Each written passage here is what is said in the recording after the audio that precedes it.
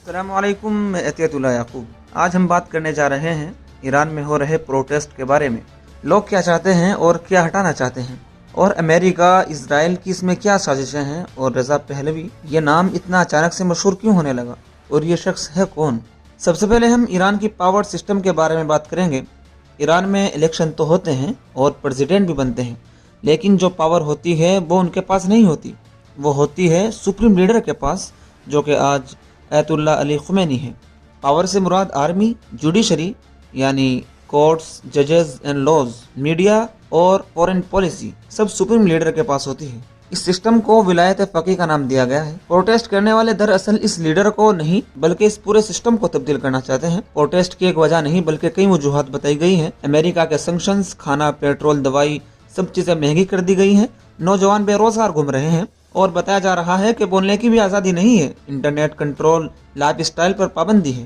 Women rights کی اگر بات کی جائے تو بتایا جا رہا ہے کپڑوں سے لے کر زندگی تک حکومت کا دباؤ ہے۔ لوگ کہہ رہے ہیں ہم صرف زندہ رہنا نہیں، عزت سے جینا چاہتے ہیں۔ اب امریکہ کی بات کی جائے، امریکہ کے ایران پر سالوں سے سینکشنز ہیں، اور سب سے بڑا ڈر جو کہ ایران کے نیوکلیئر پروگرام سے ہے، اور امریکہ ہمیشہ سے چاہتا ہے کہ ایران کمزور رہے، یہ ہم سبھی کو معلوم ہے۔ اور بات کی جائے اسرائیل کی، اسرائیل ایران کو اپنا سب سے بڑا دشمن سمجھتا ہے، پیلسٹائن میٹر اور جو اسلامک کنٹریز ہیں ان سب میں ڈرتا ہے کہ ایران اگر نیوکلیئر پاور بن گیا تو اسرائیل کے لیے خطرہ ہوگا، اور ایران پیلسٹائن میٹر میں بڑی رکاوٹ مانی جاتی ہے اسلامک حکومت کے اعتبار سے۔ ایران کی حکومت کہتی ہے یہ پروٹیسٹ صرف اندر سے نہیں باہر سے بھی بھڑکائے جا رہے ہیں، اور یہ دیکھا بھی گیا ہے کہ یورپ، امریکہ اور جو دوسری کنٹریز میں ایران کے لوگ رہتے ہیں وہ بہت زیادہ آواز اٹھا رہے ہیں، نہ جانے کس کے کہنے پر۔ اب آتا ہے ایک نام، رضا پہلوی۔ 31 اکتوبر 1960 میں ایران کے آخری بادشاہ کے یہاں پیدا ہوئے۔ 1979 اسلامک ریولوشن کے بعد ان کی پوری فیملی کو ایران سے باہر نکال دیا گیا اور امریکہ میں جا کر بس گئے۔ ایران سے آنے کے بعد رضا نے USA سے ہائی اسکول اور ویسٹرن اسٹائل ایجوکیشن کمپلیٹ کی۔